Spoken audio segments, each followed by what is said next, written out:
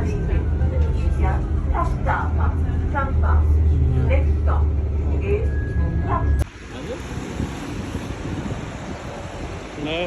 आज माछा मार्न आएको माछा मार्न नसकेला जस्तो छ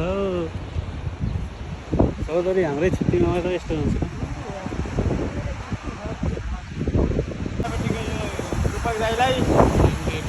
आज चाहिँ हामी माछा मार्न आइयो यो चाहिँ हाम्रो माछा मार्न एकदम सिपालु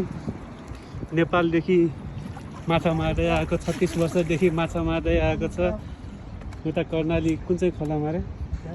कर्णाली खोलामा माछा मार्ने सिपालु अहिले माल्टामा हान्दैछ त्यसरी हान्ने हो ऊ त्यहाँ पर फाकेछ अहिले 2 किलोको माछा मार्ने अहिलेसम्म रेकर्ड छ हाम्रो चौधरी 2 किलो माछा मार्ने यहाँ माछा मार्ने भनेर आएको एउटा झिङ्गा नमार्ने एउटा छ यहाँ अलि कुरैमा मात्र माछा मार्ने के भन्छ कहाँको झापाको छ यस्तै छ जिन्दगी रमाइलो छ जिन्दगी सबै पार्दियो नि ब्रो दाइले पारेको छ एउटा यता हेरेर ल खोज्ला फेरि दाइ त अब त पुरै भाइरल भइसक्यो त हाम्रो चौधरी दाइले यसरी पारेको छ तर कतिले माछा पर्यो नि ठुलै माछा परेछ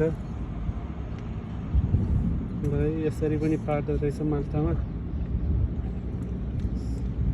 यस्तै खालको भिडियो हेर्ने अर्को लाइक र कमेन्ट गरिदिउँ हामी आउने ठाउँ यही हो अर्को नि माछा परे जस्तो छ ठुलै माछा तर अर्के छ ल चौधरी हेरौँ है धेरै होइन 1 किलोको पर्यो हो